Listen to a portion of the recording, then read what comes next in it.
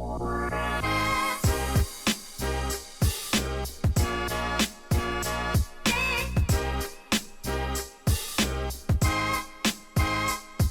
to the Clare Echo Business Chamber podcast, sponsored by the Ennis Chamber of Commerce. I'm your host, Joe Melody. My guest today has a fascinating CV. From his early days in Tom O'Connor's fruit and veg shop in the market, to his time spent and his role with D.B. Schenker in the Middle East, culminating in his co-founding of Wild Atlantic Music Tours in 2018 with his business partner, Eddie King. My guest is none other than Robert Hanrahan. Robert, welcome to the podcast. Joe, thanks a million. Thanks for the opportunity to share my life and my business experience. Right, it's been an interesting 60 years now. I'm co-founder, as you say, of Wild Atlantic Music Tours, and I suppose I better describe the company just to start out. We offer a unique music experience.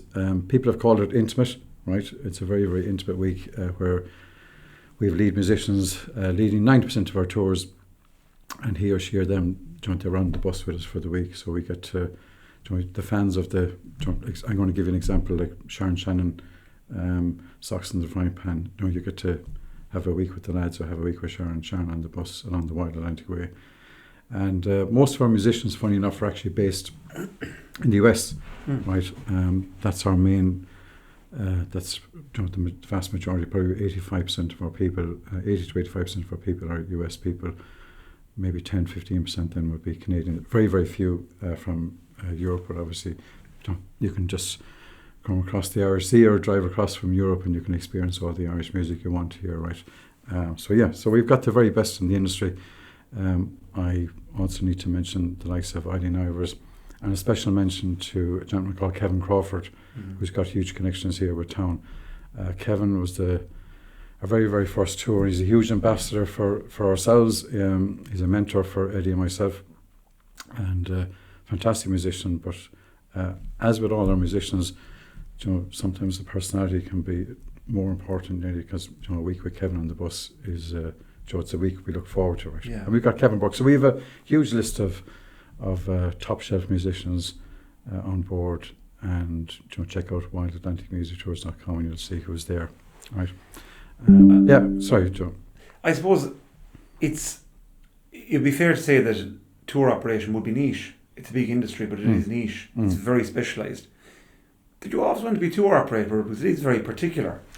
No, and I suppose if I can go back, did I always want to be a tour operator? No. Did I always want my own business? Absolutely, right. And that genesis for that idea came back when I was 14 years of age, and I remember a good cousin of mine, John Hanrahan, from St. Michael's just down the road here. John contacted me and said, listen, there was a job going in Tom O'Connor's fruit and veg there, and I suppose I want to pay my respects obviously to Joan and the family. Tom sadly passed away there only a few weeks ago. So I started working there when I was 14 years of age. Actually, we were doing a tour recently. I was up the market and we were doing a walking tour, and we were actually in the market, and I said, listen, this is actually where I started my working life 46 years ago. It gave me a bit of a fright when I mentioned the number of years. Yeah, but Tom was a huge, huge part of my working life, right? And to this day, what I learned in Tom O'Connor's, right, hard work, the value of money, right, his work ethic and how to deal with people, my interpersonal skills, that's where I did. That's where I learned how to deal with people. Right, I was a very, very quiet individual, going in there, and to me then I was dealing with people morning, noon, and night, selling my fruit and vegetables. I learned all about your Kerpinks and your Golden Wonders and your Leaguers, all these different types of potatoes. Right, so I was dealing with them week in, week out. And I was setting my own little targets back then. Whatever money we brought in that week, my target was to try and bring in more next week. It didn't always happen, but I was 4 years there, and I was very, very proud of what we achieved. And Tom was he drilled in that work ethic into me, right? And to this day. Did you feel the whole thing about work ethic is a thing I feel it's missed sometimes with people, that it can be learnt, and it's a skill you can get better at? It is absolutely 100% right. And sometimes you need to go to your own. I'm after losing the train of thought. Your comfort zone, right? Yeah. You need to go to your own comfort zone, and it's important to get out of your own comfort zone. I've done that numerous times. I'm still probably doing it right on the bus, right? Sitting up at the front of the bus talking about different subject matters, right? I'm out of my comfort zone. I'm developing a comfort, so like I'm 60 years of age now. So to me, there's still challenges that you've got to work on, right? And I'll be doing it for another while. Hopefully, I'll be around for a long while, learning more, right? But every day is a learning day, right? And And do you feel that, I suppose, that whole piece about still learning? Do you feel that that's like it's integral to a business person, is to be able to, have a certain amount of self-awareness that you're comfortable at the level you're at, and the level that you mightn't have been comfortable at a few years ago. Yeah. But that you need to push the horizons a bit further and maybe hone those. 100%. You got to push the boundaries, right? And certainly in your own business, it's different. Maybe if you're inside an organisation and you're locked and loaded into your corner, right? There's some people, and I admire them if they're happy in that corner and doing what they're doing and they want to stay there. I admire them because they're comfortable in that area and they don't want to. I was always one that wanted to kind of go outside and explore, and I still want to even explore more, right, to be honest with you, right? So no, I will never. And that, to me, I will keep on going back in this conversation back to those 4 years up to market. That was my third level education, right, for me, right? And funny enough, actually, I met my wife to be, Anne Larkin, married for the last 34 years, and we have 2 fantastic children, Lucy and Leah. So that's, the market obviously has got an extra bit for me as well, right? Of course it has. Yeah. Of course it has. And you spoke of Tom O'Connor, but a big event in your life would have been the passing of your father at a young age. It would have changed your whole landscape of the road in front of you. Yeah, a huge chapter. Obviously, it's a very, very sad chapter. My father passed away suddenly at home just after doing my leaving cert. So any ideas of going off to third level education, which is a very, very small percentage back then, I'm talking back in 1984, but any ideas I had of going off to third level education were basically out the window. I had, and my business partner would have a bit of a snigger at this, but I had a kind of a small idea of doing accountancy, and I would have made the worst. Now knowing who and what I am, I would have made the worst accountant. There was a lot of companies gone bust over me, right, I can tell you. So, yeah, but anyway, so I was lost, right? I was really, really lost, and it had a huge impact on me personally and my sisters and my mother. And so my uncle came to the rescue, Bernard, or otherwise known as Bomber Hanrahan.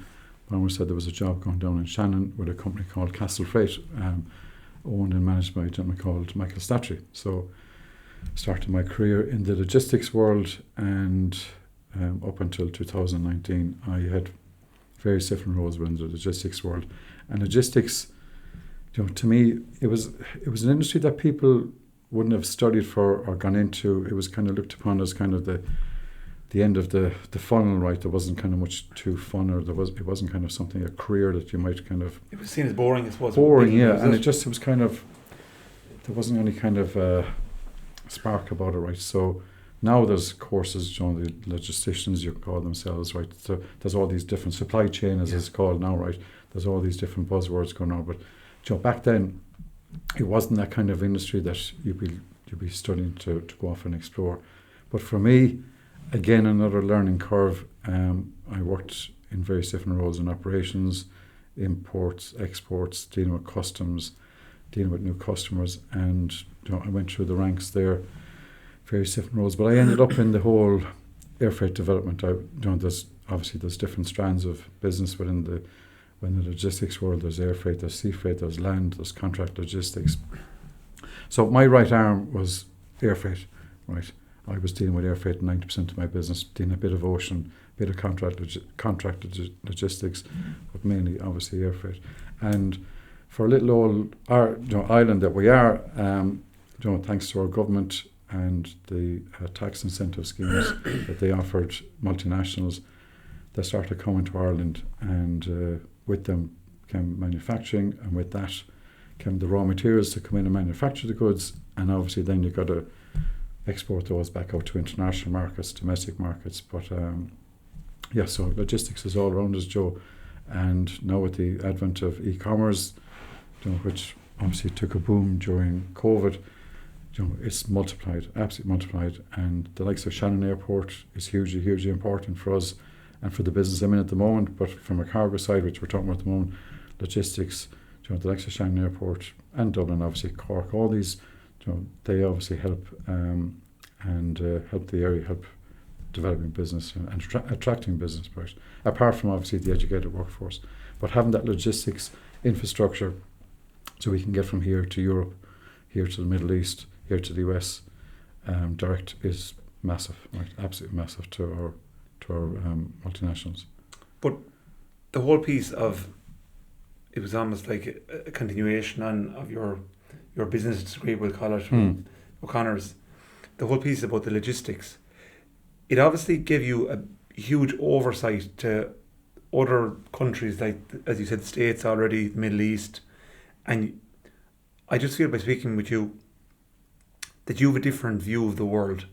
You look at it almost like that the countries are like parishes. You have this worldly view of it where your market isn't just, you're not just thinking in terms of the regions, you're thinking in terms of, well, we're Irish speaking, we're highly educated, we're in the northwest coast of Europe, America's only over there.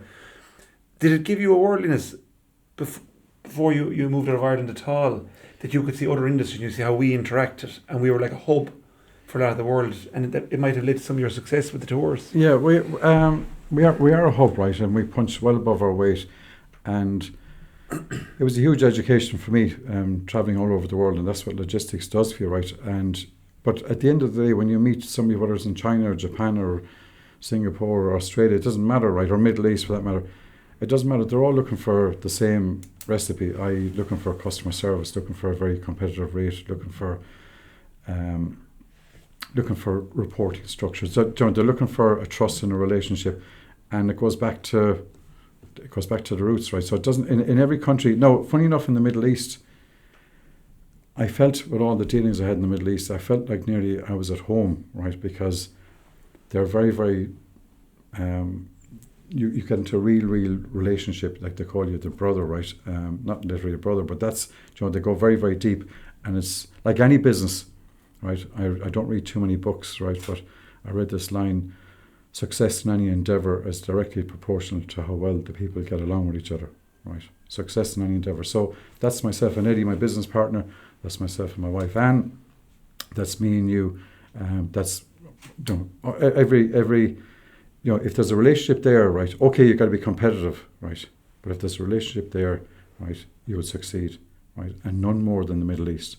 And in fairness to my next boss, actually, a gentleman called Terry O'Connor, and Terry, Dell Computers came to Ireland back in the early 90s, and they started manufacturing a huge amount of computers, shipping. They were supplying the Middle East, and that was only kind of a new developing market. And Terry, in fairness, saw fit that I would go down there and start hunting, for the want of a better word. And I quickly found out that this was really relationship, right? Relationship, right? And just like location. And I was very, very successful. It was a huge part. It was a great hunting ground for me. Developed a lot of relationships, met some fantastic people, and it was very, very good, very, very good to me, Joe, and I enjoyed my trips down there, right? As challenging as they might be sometimes, right? And the Arab world, I think it's pertinent now because we are more globalised as a country, and there is more business being done with the Middle East, and it's a very, very affluent market, as you know well. Like, back to the relationships piece, is it very, very different building a relationship in the Middle East than it would be maybe in the UK or in Ireland? Is it a different sort of it would culture? To me it would be a bit different. The trust levels are, to me, a lot higher, right? One in particular, we were working with a huge distributor in Saudi Arabia, and we were handling half the business, and there was another gentleman who is a great friend of mine now, right, who was handling the other half of the business, and I was always hunting to try and get the other half. Couldn't get my hands on it, and I got a phone call from the customer to say now is the time to come down to meet Sultan. I'd met Sultan a number of times trying to do trying to work together, do a collaboration, and he wouldn't work with us, right, because of his relationship with another agent in Ireland. But that trust was broken with the agent in Ireland, with Sultan, and I got a call now from Sammy to come down, and my relationship then with Sultan just flourished, and we did the 100% of the business, right, the two of us, and yeah, so that to me, like when that trust was broken with his and his agent here in Ireland, I was out the door. Our relationships are all based on trust. Right? There's no grey area. There's no grey area with them. No, they're black and white, absolute black and white, and which I liked, and so I was able to work on that trust element, right, and my interpersonal skills obviously were at their. I was using them at their highest or at their most down there, right. And I still have very, very strong relationships with many of the people I was dealing back. So you think like it is a good area to do business in? Yeah, I genuinely do. It's to me the opportunities down there. I know there's a lot of human rights issues, etc. Right, but keeping that aside, business is business. But to me it's the land of opportunity, right? Absolutely, and you just got to go down there now. It's all development. Since I know we're going to come onto a chapter there where I actually lived down there for a while. But that whole area is developing, from Formula Ones to concerts to you name it, the best and the biggest of everything, right? Which is what we would normally have heard from across the Atlantic Ocean right over to the USA. But now to me, the whole Middle East market, I have a soft spot for it because it was good to me from a business point of view and put me on the map, let's say, within the company. Won a number of awards, so it was good for me and it was good for the company. So everybody won basically, right? And some countries you go to, I know the States and some European countries, being Irish holds a certain level of gravitas if you're trying to do business. Does it hold any water in that Arab world? No, funny in the Arab world, no. That would be at its smallest, right? Yeah, it would be actually. It's a good observation, Joe. Like when you're dealing with America or anywhere in Europe, the Irish passport, the Irish contact is very, very strong. You're a step ahead of your competition. But in the Middle East, funny enough, it's more about who and what you are as opposed to where you actually come from. It's almost totally merit based. It is, yeah, and that relationship I cannot. The relationship is key, absolutely key, and as it is with any business, right? That's. I see that day in day out with my own business, right? The relationship is number one. And did you live there for long? How long you? Yeah, I was travelling up and down to the Middle East numerous times, and this gentleman Sammy Said, who I'm still in contact with, so I was down there with Sammy, and they were what they call a system integrator, right? And so they would be pricing the schools and universities, and their business was growing. They went away from just a distributor of Dell computers, and their business was growing. So he asked me to stay on a few days, have a look at what they're doing, and with my logistics head, and I did a presentation to the management team at the end of the week, and he called me to his office and said, "Listen, would I come working with them?" And I said, "What sort of money are you talking about, right?" Because but anyway, he threw a figure at me. And with my poker face and my looking for a good bargain, I said, "Sammy, I need double that." And he came up trumps, right? And I remember kind of looking at him with a funny face. I was trying to kind of play this poker face as in I've got a royal flush here, kind of in my own mind, right? In my own mind, I was never going to be a millionaire out of it, but in my own mind, I had got a real good deck of cards here, right? And I was trying to hide them, and I went out and spoke to Anne. Came home from that journey, and for 2 weeks we sat at home and spoke about it, because this was going to be another major chapter, right, in my life, or our lives, right. And we said, let's go for it, right. And it was a great move. Now, I remember moving down there, and I'd been to Saudi Arabia numerous times, but I was only in there for a day or two, and it's a challenging place at the best of times. But living down there was different. I remember Sammy brought me to the owner of the company, but I was only there, let's say, a week or two, and he brought me to this gentleman, and he said, we had a cup of coffee and having a talk, and he said, "I want to see you in a month's time with, we're paying a lot of money for you." He says, "I want to see you in a month's time with what are you going to bring to the table?" And I remember going back, and now I was actually half concerned. Listen, I'm going to be going home potentially here after a month. But as one of my old bosses used to say, in the land of the blind, the one-eyed man is king, right? And there was so much low-hanging fruit, right? So much, as there is with a lot of businesses, right? But thankfully, I was able to apply a lot of the logistics learnings that I had over the previous 25, 30 years and adapt them there. And yeah, so it's still there. I was there for 3 years. Went up and down. Anne came down, and Lucy and Leah, they came down to visit me. But I say it's not a place you'd be looking to bring your wife and children down there. I know some people do and live in compounds. I lived in a compound for 3 years, but it wouldn't be a forever home. No, absolutely not. I went down there with a mission to basically clean up my mortgage and clean the slate at home financially, and that's what I did, right? That whole piece about clean the slate financially, and you can see it if you study anybody who's been successful in business or in investment. They don't become properly successful until they come to a place where they have a certain amount of money that's available to them that they can invest. Yeah. And that if it does go wrong, it doesn't finish them completely. Yeah.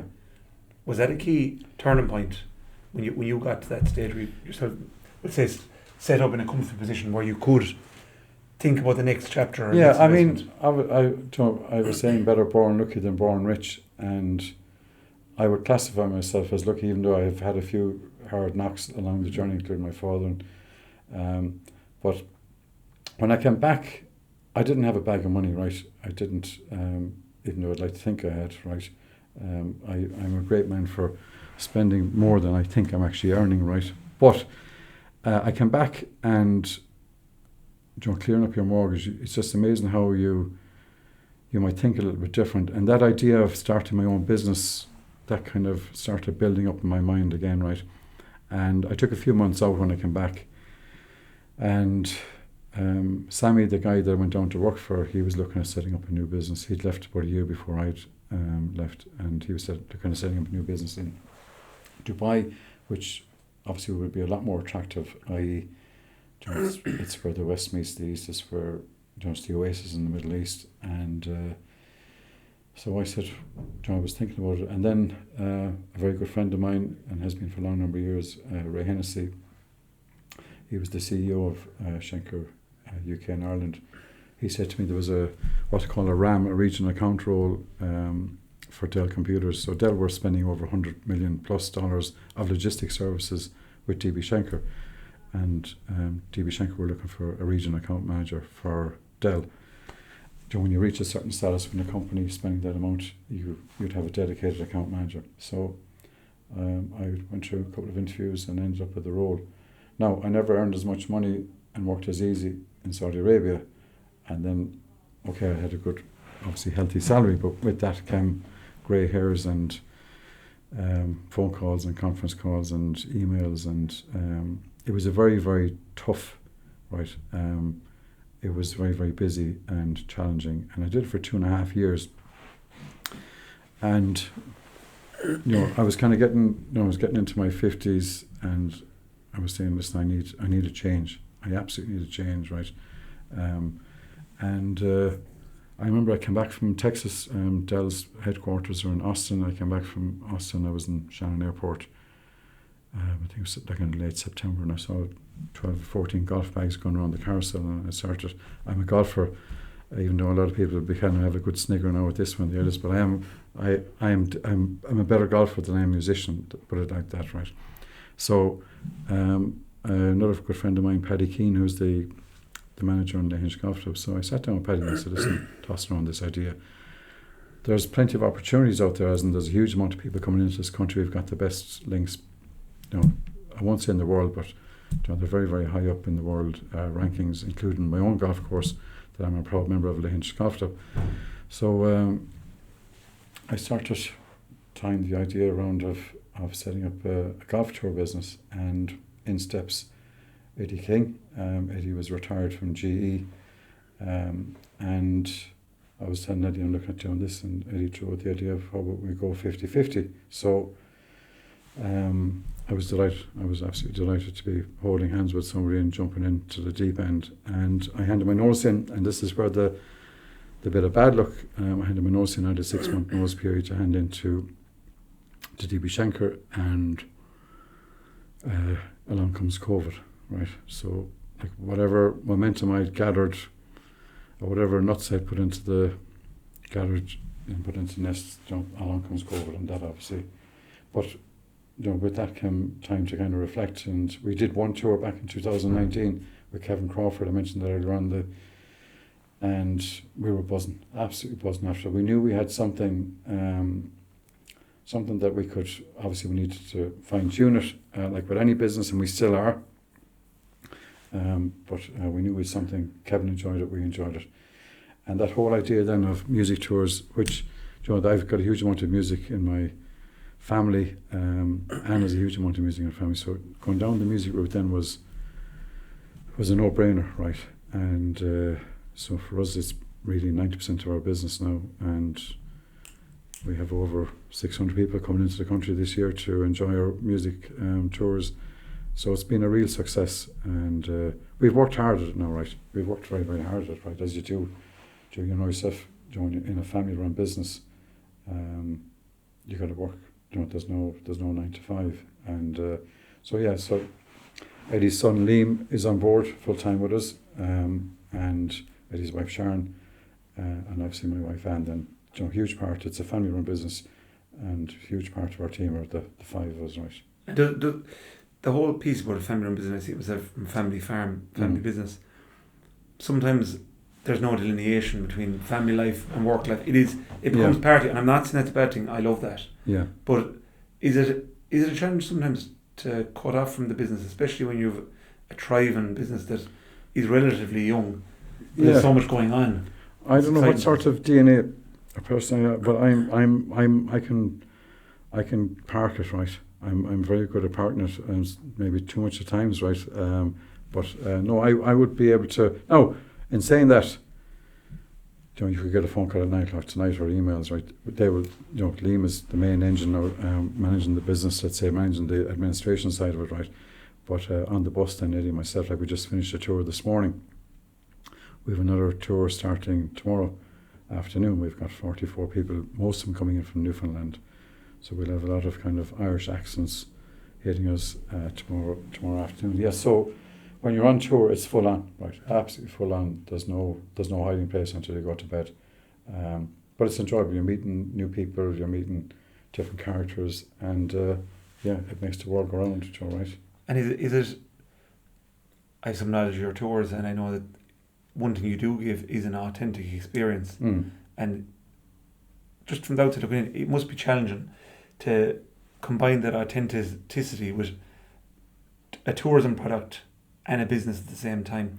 Is it hard to marry the two, like, and just, the whole piece with the characters you meet on the tour and the characters who are maybe playing the music and that are providing that experience?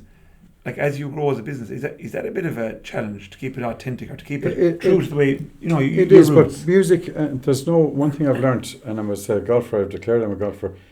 One thing I've noticed in the music world versus the golfing world, right? There's a lot of high maintenance in the golfing world, right? Absolutely. And one thing I've noticed in the music world, they're generally, the people they're coming with us are grey-haired, mature people looking for the simple things in life, right? And which is, to me, is a massive, it's an opportunity for us to showcase our county, which I'm a very, very proud Clareman, our country, our culture, our history. We have so much to offer here, Joe, right? It's just incredible. I've travelled the world. I'm now travelling up and down the Wild Atlantic Way, and like, we're going up to Sligo now next week for 3 nights. It's fantastic county. Mayo, what is to offer? Donegal, right? So it's marionette. There's very little high maintenance inside the music. It's a common thread. People love nature. They love the music, obviously. They love the stories. We often say it's as much about the sizzle as the sausage, right? It's about the story that we're going to listen to before we hear the song. And it's incredible. We're very, very, and we're lucky as an organisation or a company to have this. We love nothing better than repeat customers, right? Because that's the biggest endorsement we can get, right? And two, the people that have never been here before, because this is our opportunity to showcase. The West is best, I can guarantee you that, right? And we've met some, domestically we have some fantastic businesses around here. I'm thinking of Carrickon Fort, I'm thinking of the ferries. We're going off to Hanrahan on Sunday. Monk's Restaurant, the West, the old ground here in town. So many different places around our county. And I could go on and on, Alloway Caves, etc., right? And they're all family owned. All family owned. Yeah. McDermott's Pub, we were McDermott's Pub there yesterday, right? And the service we get, and they mind us, right? Absolutely mind us, right? Now, we're good to them, obviously, as well, right? Yeah. We're conscious of that as well, but they go above and beyond. And it's a great place to be, right? And we can all share the experience. And the people that are going on the tours, like you have quite a mixture of people. I have met yourself with the tours in the old ground and other places over the past years.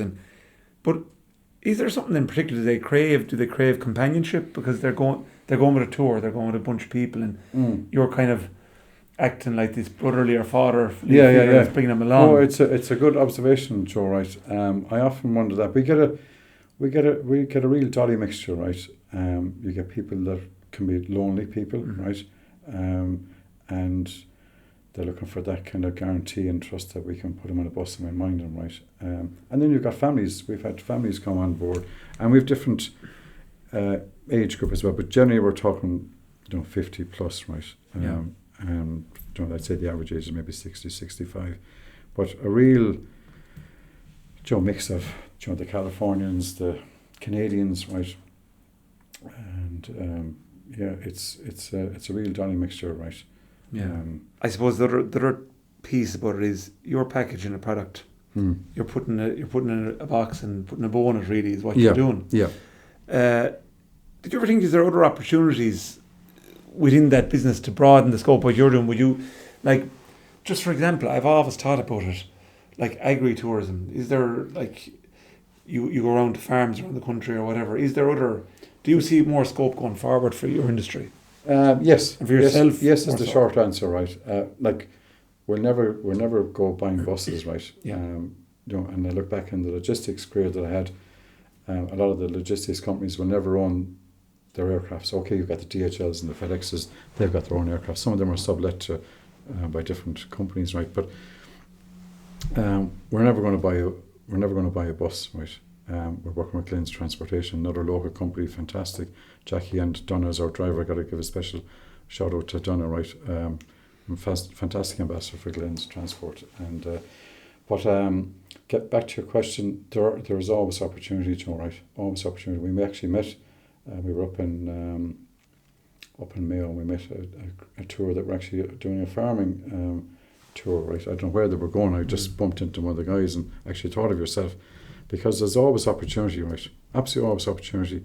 And like in County Clare, to me, and I had this conversation with two gentlemen in Galway there during the week, we've got 1.6, 1.8 million people going through our county out to the Cliffs of Moher, and to me there's a massive opportunity to use the term, to put out some more nets to catch those people, to keep them in our county longer, right? And I don't think, and I might be wrong here, but I don't think there's enough being done to keep them in our county, right? They're if the Cliffs of Moher were down in Kerry, right, I guarantee you there'd be a lot more nets to try and keep these people in the county. And we do go down to Kerry, and I can tell you it's the kingdom, absolute kingdom, for many, many reasons. And we need to learn a lot from that county. But anyway, I'm going off track, as I always do. But to me, there's huge potential, absolute huge potential, right, in this county and in this country. And I think that's a huge insight, is actually retaining our guests, because we see the coaches going up to the Cliffs of Moher, going up along the Wide Atlantic Way, and they're not really leaving much in form of our economy. They are leaving something, but it's not much. It's not much. And if we could, as you said, I suppose accommodation would probably be a bit of an issue coming from the hospitality crisis in terms of bed nights and that, but it definitely is something that I would totally agree with you on. I suppose a big area of your business is light. Like, it's a light business. What you just said a minute ago, I thought was interesting. You're not buying coaches. You're not buying heavy infrastructure. No. But you're really a service provider, aren't you? Yeah, service provider. And, I think back and going back to the market again, for me, I just love the idea of selling the apple or selling the 4-stone bag of potatoes, whatever it was, finished product, off you go and it's done, as opposed to the service industry, which I entered then into logistics, a service industry, which can be very, very difficult because you're at the end of that chain every time, someone's looking for something very, very urgently, right? And now I'm in the service industry again, right? But the only huge difference to me is I'm dealing with the problem is there in front of me, right? The problem is there in front of me. If the hotel room isn't ready or it's not there, or the dinner isn't the way it was supposed to be, or the whatever it is, right? Whatever the problem's in front of me, and in front of Eddie, obviously. I'm not just saying me. So we can adapt to the situation. Where in the logistics world, I remember reading an article about an All-Ireland final, and it was actually DJ Carey. That we're talking about DJ Carey, and he had the ball in his hand for something like 56 seconds, right, of the 70-minute match. And logistics was the exact same. We only had the ball in our hand for a few hours in the warehouse, right, before we shipped it over. And now the ball's in my hand for 7 days, right, for the 7 days. So when you arrive, you're with us for 7 days. So I now have complete control, right, of that ball, right, as opposed to, I had so little control of it in the logistics world. But yeah, so I have complete control now, and it's that to me is a lot more rewarding, because then I can see, here we all love appreciation, right, and it's the biggest appreciation is the greatest motivation, right, and to send people home like we did last night with tears in their eyes, looking back on the musical journey that we had. That to me, like I'm buzzing going home last night, absolutely buzzing. Massively rewarding. Trying to prepare myself for today, right, for the match today, right. You've ruined my day off now, Joe, right. But anyway, yeah. So it's hugely rewarding, right. Yeah. Possibly could be better financially rewarding, but that's not the main. Obviously, we need to make a living, right.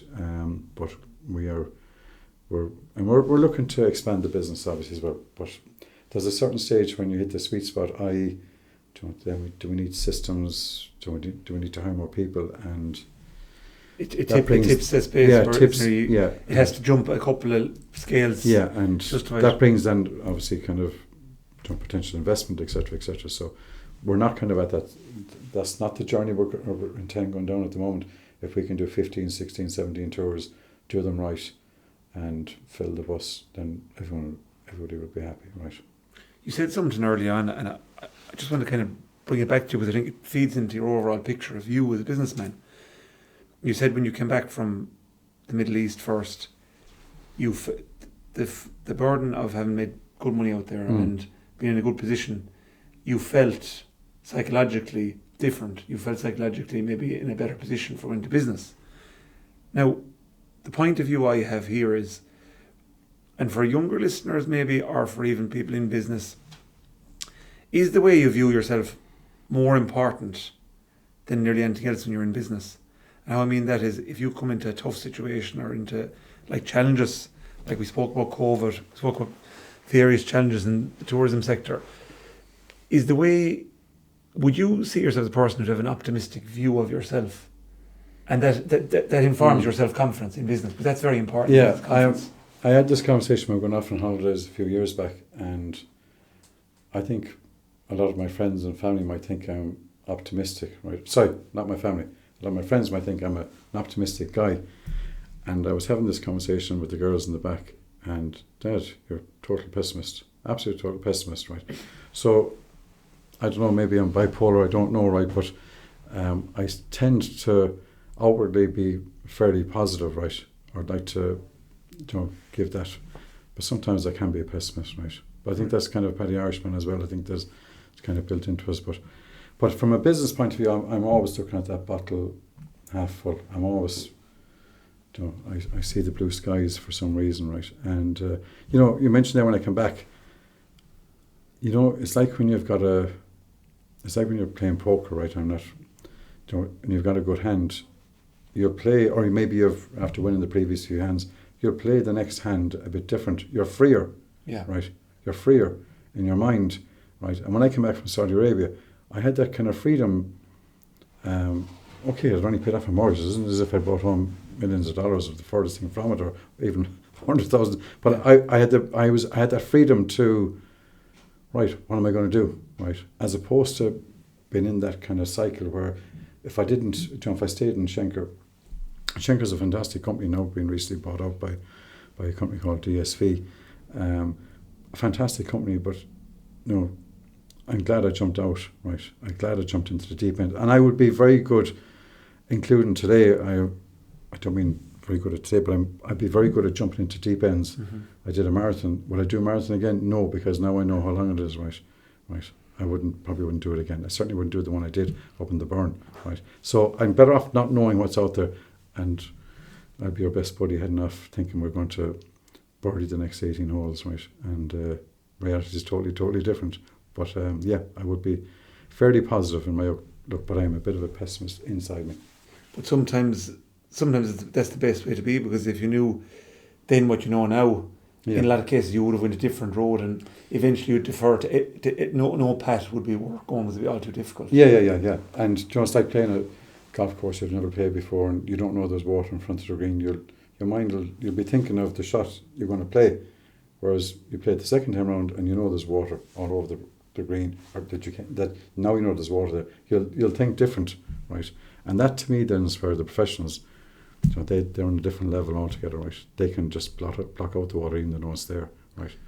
That's more offensive. Yeah, that's the next level up, right? To me, right? Yeah.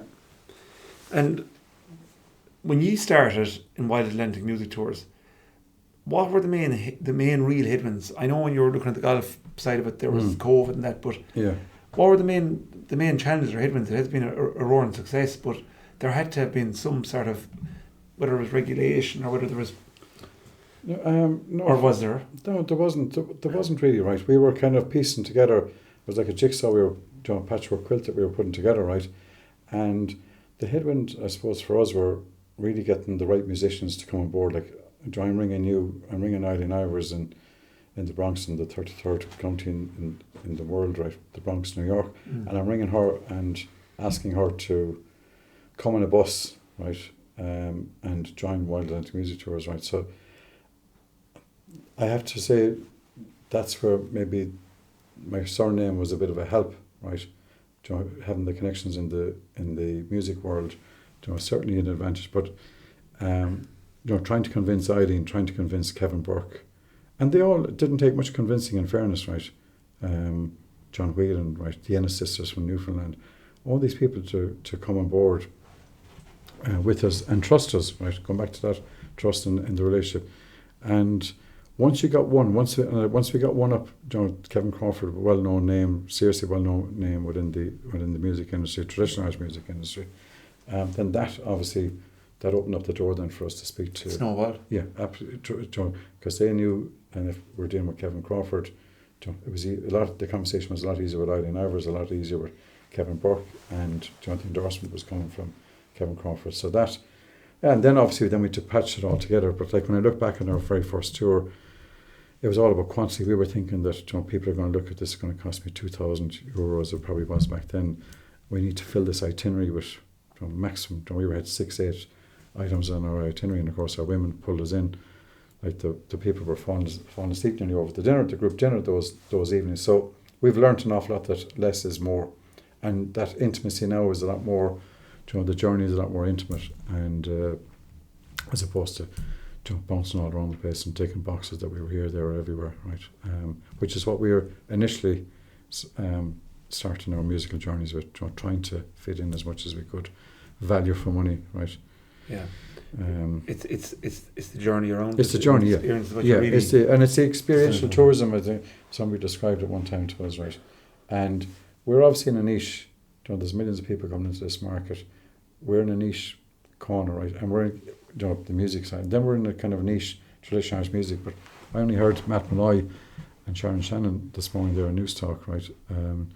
And it's never been so much popular Irish music, right? It's incredible. And the musicians going around now, we were at the Fla there, the Munster Fla, there's young kids going around, and the music that's coming out of them are just incredible. right? Yeah. Right, absolutely incredible, right? So, the music will be around for a long, long time, right? I'm a small bit concerned about our culture, and that's been diluted a bit, right? And our characters, right? Our ancestors have left us a huge legacy, right? And I'd be small bit concerned that, at least I know that AI cannot do what we're doing, right?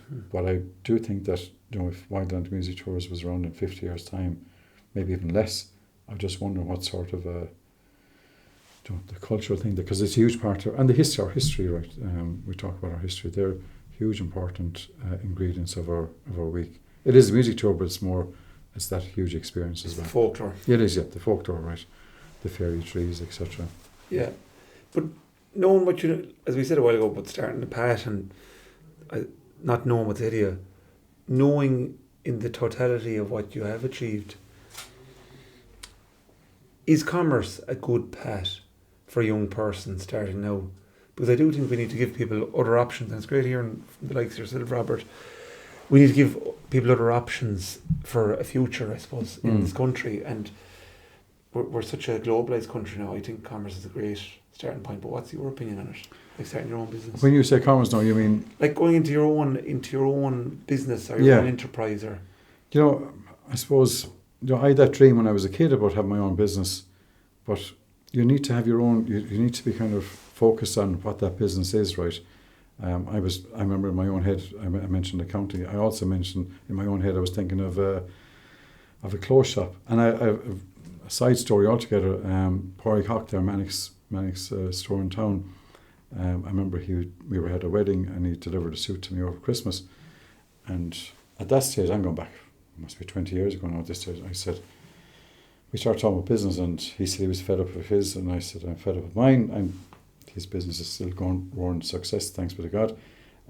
So he said, what do you think? I think I'm getting into a furniture business, because when I was travelling in the Middle East, I saw a huge amount of furniture that we were only after buying a coffee table, which cost us hundreds of euros. I saw it for a fraction of the cost down in Dubai, and it got me thinking. Anyway, to cut a long story short, and this is important, the message I'm finally going to come to here. I went off with Pádraig, we went over to the NEC Centre over in Birmingham to a furniture exhibition, right? And it was a wholesale business, right? And we went in the door and I saw these dolphins jumping that way with a glass table on top, and I said, who the hell would buy something like that? And Pádraig said, I have one of those at home. So what I might think is good business, if I went into the furniture business, I would have been buying what I wanted, right? What I thought was nice. Yeah. And I think in business, what I think is nice doesn't, maybe you don't like it, right? And if you are going into commerce or into business, it's important that you take those blinkers off. And we didn't go into it. I'm half sorry we didn't give it a go. But that was a huge lesson for me. A tiny little thing going in the door, but it was a huge lesson for me that, okay, wow, I don't like it, but this man likes it. And a previous guest actually made a point on almost the identical point which you're making. Said that she was working in Primark, and she made the point that we make what we sell. We don't sell what we make. Yeah. And there's a distinction. Absolutely right. It's very hard, to get your eyes out of. It's very, very hard, yeah. And sometimes I might think the tour is a bit, it might be a bit stale or a bit, or whatever. The session isn't going as good as, and then you talk to people, that was the best one we had, right? All right. Or it's raining. Like we were up in Ackle there earlier on the week, and the rain was coming sideways, and they loved it. Right. This was like their authenticity. Yeah. And so we can give you plenty. We can give you plenty of that anyway, right? So so it's with commerce and young people. It's you've got to take the blinkers off, right? Yeah.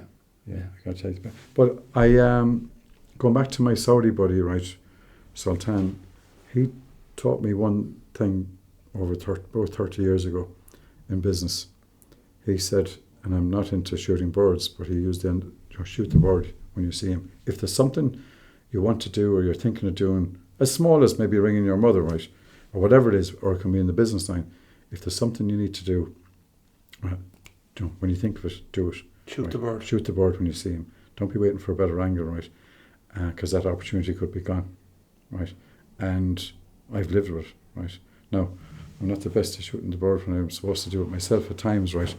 But I would say to anyone that's out there looking to start a business, and if you're thinking about it, go for it. There's never a better opportunity than now, right? And e-commerce is booming. There's so many businesses that are booming, right? We have so much to offer in this country, and the market is just getting bigger and bigger, right? So I always feel when I meet you that you remind me of a guy that has 100 ideas that you just don't have enough lifetimes to fulfill them. I was when I was traveling.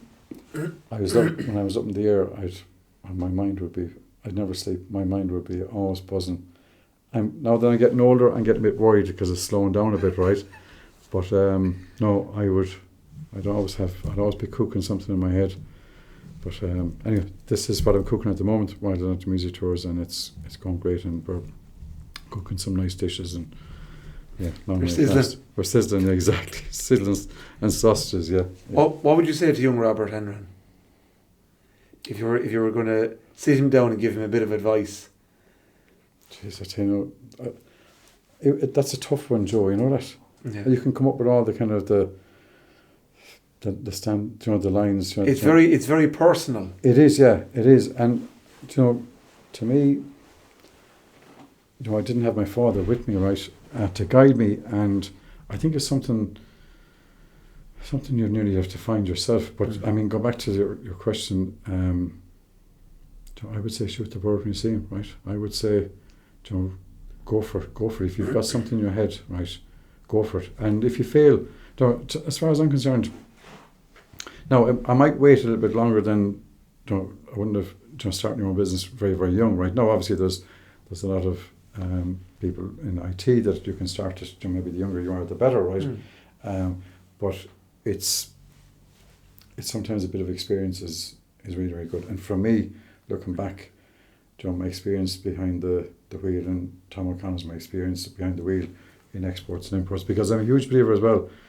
You learn how to drive a car. You can read all the books you want. You can go off to college and study for 5 years, but until you get behind the wheel, it's a totally different animal, right? Yeah. Totally different animal. So, to me, getting life experiences in whatever industry you're thinking of going down, and you learn. I've been blessed from Tom O'Connor to Terry O'Connor to Ray Hennessy to Sammy Saeed, right? I've been blessed with leaders, right? Absolute leaders, all with different ingredients, all with different formulas as to how to succeed, right? But all with the common goal of wanting to succeed, right? Yes. And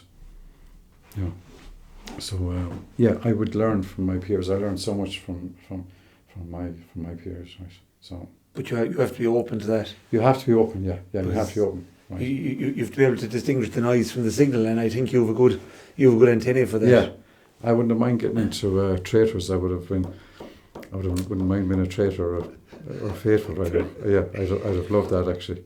Yeah. The opportunity might come yet, you don't know. Yeah, exactly. I think we'll leave it there, Robert. You've given us an awful lot of very valuable insights, and I think the one thing you've left us with is shoot the bird when you see him. Is that right? Absolutely, 100%. Joe, thanks a million. Pleasure. Absolute pleasure. Thank you.